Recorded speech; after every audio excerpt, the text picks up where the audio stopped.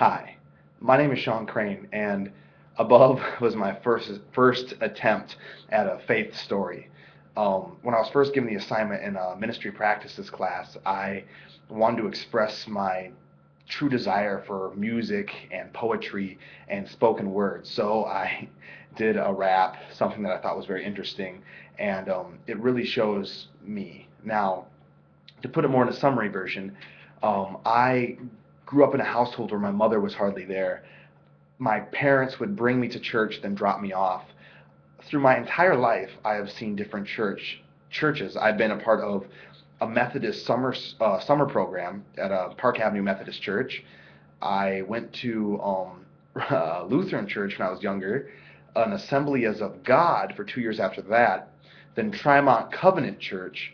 Then I went to the Sanctuary up in Minneapolis, Minnesota, and then I was a part of a non-denominational church called Mercy's Vineyard, and then I have been a part of Augsburg College, which is a Lutheran ELCA program. But that's not all. Not only that, but I've also gone back and been a part of a Pentecostal church, and it was just kind of see what it was like, just to have a taste for it. So my entire kind of life has been based at these different churches, but what have I found in each one? It kind of, I guess, resembles my journey through life itself anyway. From drinking here, from being involved in things I shouldn't have been involved with, and overall trying to restart everything over when I came back into school. Now, each journey to a different church is really me trying to find a way what I like. It's really me trying to find what I like in all these churches as I'm growing up, and I'm realizing this. Yet at the same time, I am still doing the same things. I'm still drinking at a young age through high school, and my parents still are never there. And then I have a friend named Caleb. Caleb Anderson. His parents were the pastors of Trimont Covenant Church, and they were huge, huge inspiration to me, very inspirational, and kind of taught me how to be religious in a way. See, my mom when I was younger had these Dan and Louie tapes that said each of the biblical stories, like Samson and Delilah, David and the lion's den, Daniel and the lion's den, David and Goliath, and just all these different stories from the Bible that I just suddenly picked up over time. This was more of a lifestyle in the household where two parents were still together. Since my mom had been through three divorces, I love her to death, but each divorce, I remember it. Besides the very first one, which was between my biological father and her, which I didn't meet my biological father until I was 18.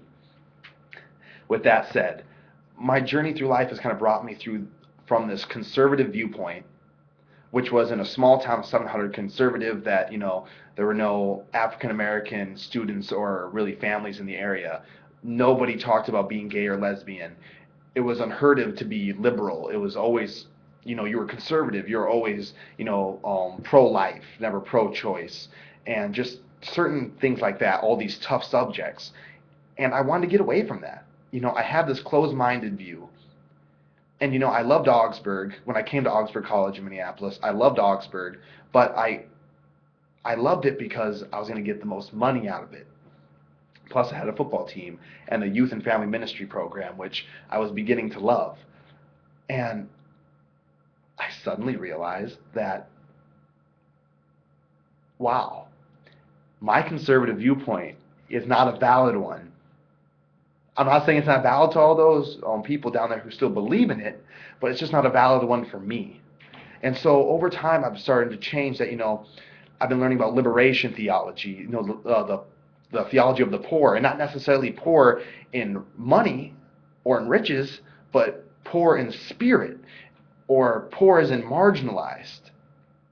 Because poor is a very, very delicate term, especially in that theology. I've learned about queer theology, disability theology, black theology, systematic theology, and all these different things have just started to form around me, and my viewpoints have changed. I went from not believing that gays and lesbians should get married to that they should get married.